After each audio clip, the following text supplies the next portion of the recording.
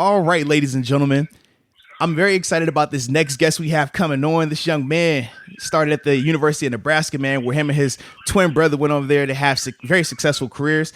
This guy was also an All-American discus thrower while at the University of Nebraska, and him, along with his twin brother Khalil, became the first Huskers in 50 years to be 8-time letter winners at Nebraska, where they obviously had letters in track and field along with football. So he's now the 7th round draft pick of the Pittsburgh Steelers. So without further ado, ladies and gentlemen, Carlos Davis. Carlos, what's the word, man? Glad to have you on, man. Appreciate you taking some time out to talk with us for a little while. So, yes. Just to start things out, man, you have a twin brother who was also drafted this year, man, went to the Bucs in the 6th round. So just talk about what that was like growing up in a household where you have a twin brother who's just as talented and athletic as you are, man. It was very competitive. Ever since we were growing up, from the time we started sports till now that we're on our different paths, it was always competitive. It didn't matter what it was, eating, who could get to the car the fastest, whatever it was, who could brush their teeth the fastest, whatever it was, we were trying to compete for it. I like that. And man, shoot, you talk about the speed element of it. Both of you guys posted very, very fast times when you compare your size and things like that at the NFL Combine, man. So I definitely can see that. Now, Talk about a little bit, man. What led you to, commit with your brother to go to play at Nebraska? My uncle played there back in the 80s, and he was a black shirt there. That's what they call their defense, the black shirts. Okay. And that's kind of all we knew. And we had other offers. We had a lot of offers for track, and about like a little less than 10 offers for football. And when Nebraska offered, we shut it down. We committed as juniors, and then we didn't take any more official visits. We only took one. So you saying you were more recruited for track and field, because I know you beat your brother in the state championships in Missouri for what? Discus and for shot put, correct? Yes. Man, okay. I like that. We originally got recruited for track. They didn't really know we played football. Wow. That's nuts. So. Oh, I like it, man. And the fact that y'all been teammates for, all through high school, obviously 5 years at Nebraska. How are you handling this being your first time going out there without your brother in the locker room with you, man? It's going to be different. It's kind of crazy because now we're not together studying playbooks. We're on our own. He's learning his stuff and I'm learning my stuff, and so we're trying to put it all together. But we're excited. But I know I'm going to miss him whenever we do go apart. But it'll be a new experience for both of us. He was picked before you, correct? Say that again? He was picked before you, correct?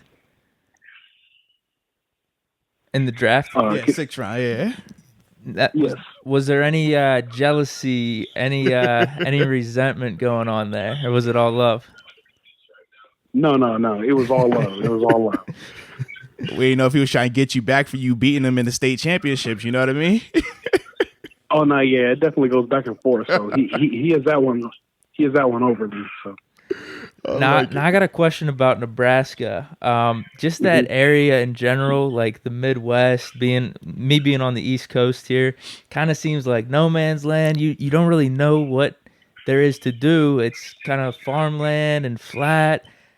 What is there to do in Nebraska? How did you spend your time? Like, what was fun out there? Me and Khalil. We are big outdoors guys, so we went fishing all across the state. We probably fished a little bit of everywhere in Nebraska. But they have really good fishing out in western Nebraska. It's about 4 hours west. And it's closer to Colorado, but they have some good fishing out there, and that's where we kind of spend most of our time out there. I like that. So just that low-key lifestyle then, huh? Yeah, and I've been scoping out some lakes in Pennsylvania. So I know there's some pretty good spots out there too. No, there definitely is. That's tight, man. That is tight. So, man, take us through draft night for you, man, because I know that had to be just a crazy experience, obviously, with you and your brother both being selected. Mm-hmm. Yeah, we knew we would go at some point. and ESPN gave us a camera to record everything, and it was really just kind of anticipation, a lot of waiting around. I remember like halfway through the day, everybody like kind of took naps. I had to go recharge my phone downstairs, so I wasn't even in the camera.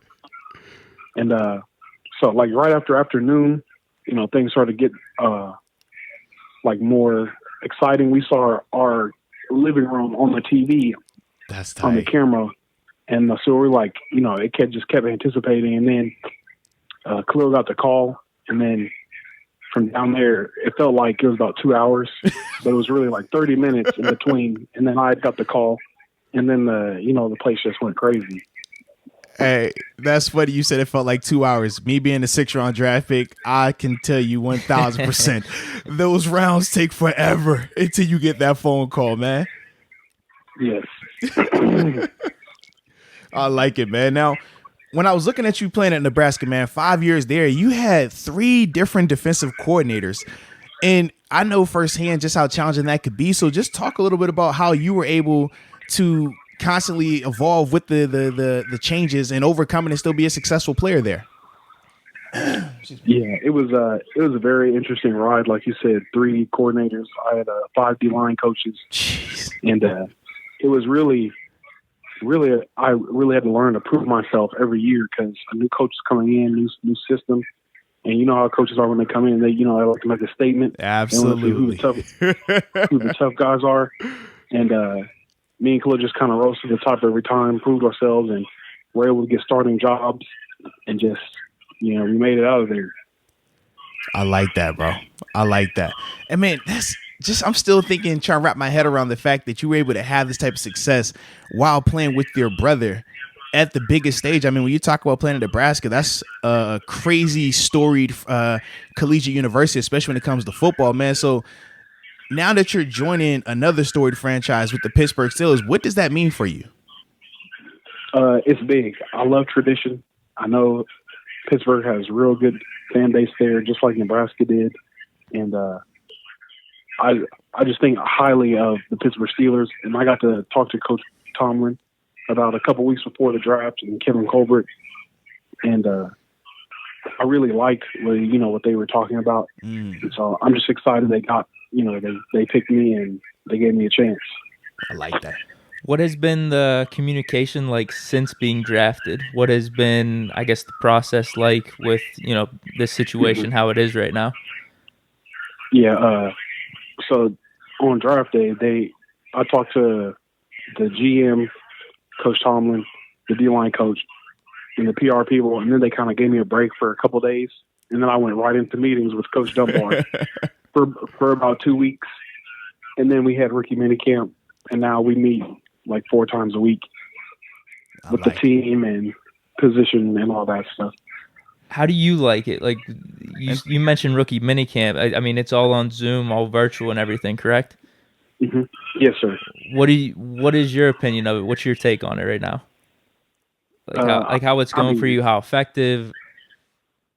Yeah, I would really love. I like to be in person. I like to see faces. I like to, be there. But this is how we got to get it done. I don't mind the Zoom calls at all. It's very. We get good work done. We're still able to accomplish things we would do if we were in person. We're just losing that face-to-face contact. But everything else is pretty much the same. And I was going to ask you, too, just your overall comfort level with the defense. I know my first couple of years playing here, I went from Dick LeBeau to Keith Butler, who's the DC now with the Steelers. But I just remember a lot of times, looking at the playbook helped out, obviously the board work, but then the walkthrough portions and actually being able to go through practices really, gave me a bigger boost. So what are some of the things that you're doing to, I guess, supplement and overcome the fact that you're not able to get those personal, in-person type reps and things like that? Yeah, Coach Dunbar, he gives us a lot of drills that we go through in meetings that we can do, on the field or however we're trying to train. But the system that the Steelers run is the same that I read in Nebraska. Literally, same drills. Nice. So I know a lot of this stuff going in. It was just learning the terminology that they use because the terms are different, but they do the same thing. I like that. Well, that's definitely good, man. Definitely good to hear. So the one thing that I got to ask you before I let you go, man, why should Steeler Nation be excited about you? That's a good question. They're just gonna get a very energetic, hardworking, type of guy. I'm not a flashy dude. I don't like to really be seen out there, but I like to let my play speak for itself, and that's what I want to do with the Steelers and just build my career there. So I'm looking forward. It's gonna be fun. I like that, man. Carlos, man, we definitely appreciate you taking time to hop on the podcast with us, man. Wish you nothing but the success. Stay healthy, man, and we look forward to meeting you in person one day, man. Thank you. Appreciate you guys. Appreciate it, man.